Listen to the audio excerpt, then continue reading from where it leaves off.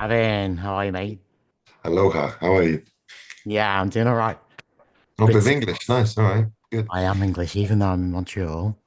Yeah. Uh, I am from the UK, but I've been here 10 years. So we are Brits abroad. There you go. Where are you? In Ottawa, it's really pretty. It's really nice. You had to think Like, twice, though. sort of, was that? You had to think twice, though, about where you are. Yeah, yeah. Well, I like to think twice as a rule. And it's a really pretty city. Like, it's been fun because we gone across Canada, starting in Victoria, British Columbia, and that spectacular scenery. That was really breathtaking. You know what I mean? And I'd never seen anything that big and wide. I've been to the Highlands in Scotland. I'm half Scottish, Yeah. and so I grew up going to the Highlands, stuff like that. Really, that's incredible. But there was like a small. This is like massive. I would have thought after 30 years of touring, you would have just seen all the sights by now. Yeah, yeah, in some ways. But if you haven't, I never want to think I've seen it all. Else I'd be like, yeah, Yeah. You there's still always get something. excited about going on tour? I'm super excited about the shows because I love the music, and I would say that I'm possibly touring too much this year. They overdid it, and I was going to say, there's a lot of shows coming up, right? I agreed to it in stages without realizing it as a whole, as a drone shot, so to speak. So it's a little overwhelming, but the only way through the madness, or is to save myself going crazy, is to just really think about it, to be so fucking good that I can be really like crazy, get my voice right, warm up beautifully, play so much guitar that I'm playing the best guitar, so that everything that I can control, singing and playing, it's like this sort of everything is an effort to get better. I feel like remember Bronson, remember that brilliant, Tom Hardy and Bronson, where he's Yeah. like, people get, they're stuck in the cell, all they've got themselves 24 hours a day, and it drives people crazy. I fucking love it. Right? I'm Mm. paraphrasing Tom Hardy's too good to Yeah. paraphrase, right? So I have the same principle that I like doing shows and being, if I can just concentrate on the shows being amazing, then it sort of justifies everything. If I was to phone the shows in and just the new record was a bunch of weakly put together mid-tempo acoustic nonsenses, dirges, then there'd be no justification for this. And then I would have to, yeah, it would be no justification for it. The only way I can justify doing this still and taking up people's space is by being vital. Yeah. Vital's a good word. I like that. Yeah, so I was just looking, I was looking it up, and this July, when you have a new album coming out, which we're excited about, especially from the first song that I've heard, but this July will be 30 years since the first time I saw Bush, which was actually the Jug of Ale in Birmingham. I don't know if you remember that place, but Yeah, got just, it. yeah, it was just a pub. But the thing about that show was you just come back from the US where everything was just taking off, and then you coming back to the UK and playing pubs. But obviously, eventually it took off. But there was that really Yeah. weird period. Well, no, but the thing is that we don't forget when we took off in America, we were also playing. They have clubs more than pubs. We have Hmm. pubs that they're clubs. So I was, it made perfect sense. We've gone there and done that. So you do that. I mean, it all was kicking off then. It was really fun. I mean, it it was still mad shows. I remember the one particularly in Manchester. We played a tiny little like Red Lion or some little pub, and just they didn't have a barricade. And I was like, oh, well, the shows we've done in America has been barricade. Oh, well, maybe it doesn't. Did the show, and the whole audience just like, just knocked everything over. We had to Yeah. push everyone back. So it was Wild West, the Wild West of the music then. It was brilliant. Yeah. It was kind of the Wild West of Bush's history as well. Yeah, Everything was like happening super fast. Do you look yeah. back on those days fondly? Yeah, I mean, it was an incredible, from you could call it failing or getting ready. I don't know which one it was, but there were many years that had passed before. Do you know what I mean? You take a while to learn your craft. I took two bands before I figured out what band I should be in. Yeah. So that happens. It was getting a bit late, later in the day, and then when I found myself in Bush, funny enough, I remember when I was first at the demos, and I was lying in my green bath. I had a green bath and a green sink, which then later on I coloured gold, to be honest, with paint myself and passed out from the fumes. But when I first heard, when I did the demos with Nigel, and I was lying in bed in the bath, I remember this. I'll never forget this. Um, I was like, I think the song was "Come Down" and "Little Things," right? And "Come Down" particularly, I was like, this is fucking great. Now, I may not be successful, fuck those other bands and fuck trying to make records, but or or being commercial. This is the sound I really like, and this is the vibe I really like. So brilliant. Finally got myself in a cool band. So when I built up that whole material load of material for Bush over the next 2 years, um, it just felt really good. Like I'd found my voice, I found my the hardest thing is to get your aesthetic. What do you want to Yeah. be in music? I mean, like, find a word. Do you know what I mean? It's like, right, I'll find the note, there's a lot of, when there's empty, there's a lot of things that can go wrong with what you come up with. So Yeah. to come up with a coherent band, I remember thinking, brilliant, fuck commerciality. Then here I am 30 odd years later, um, having, staying in a nice hotel with the room service 24 hours. And I think that's what happens sometimes when you stop chasing the dream kind of comes to you. You know what I mean? Yeah, I felt really proud of being in a band that was cooler yet not I had no degree of success or promise of it, but I knew that I was doing something cooler. But because that was the time Britpop was going on, right? So it was Oasis and Yeah. Blur and all those bands.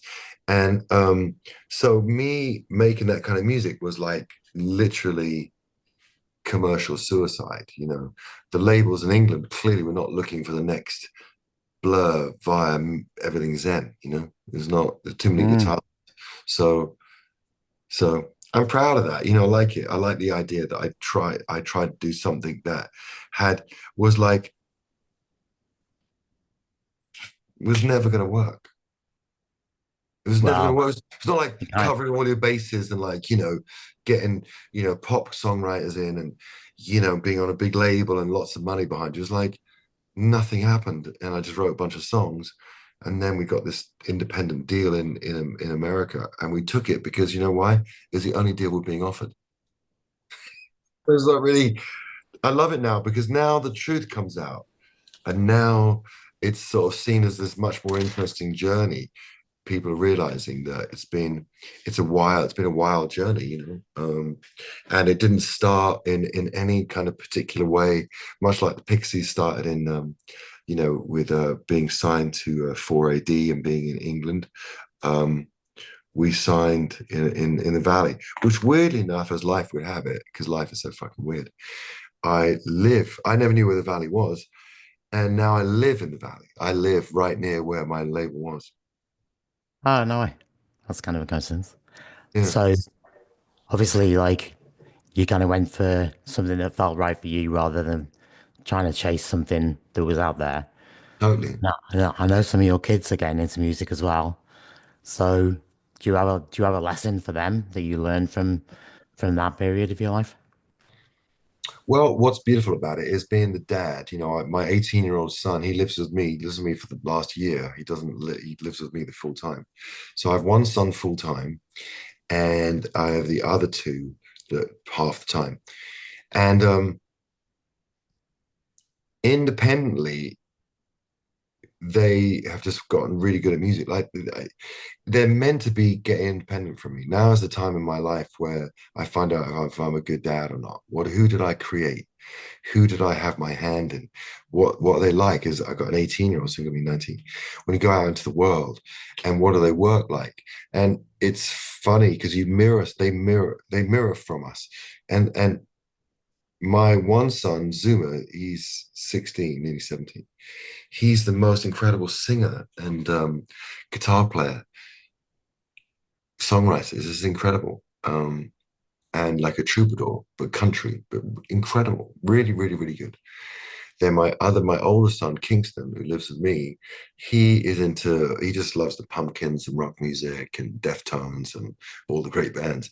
And he writes the most incredible songs, like really good, and he has a whole 2, 3 years worth of material, and he's getting his band together and doing all that. So yeah, they're super into it, but I'm really careful to not have push them or help them in any way. Like if they ask me, I love it, but Yeah. I think it's much more healthy and more typical, especially for a father. You want strong men who are individual and don't want to ask me. I want them to. I push them to, face the world, do it into the world. Yeah, yeah, for sure. I think that's the right thing. I have kids similar age to you as Right. well.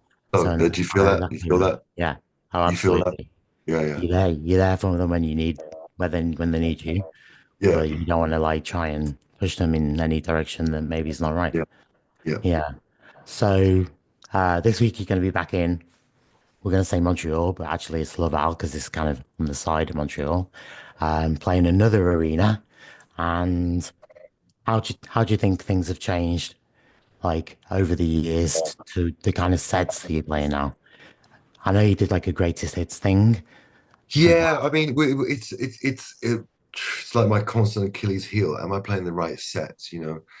Um, I always want to vary things. I want to take people on journeys. You can look at it like the number of songs streamed. You should make sure you're playing those.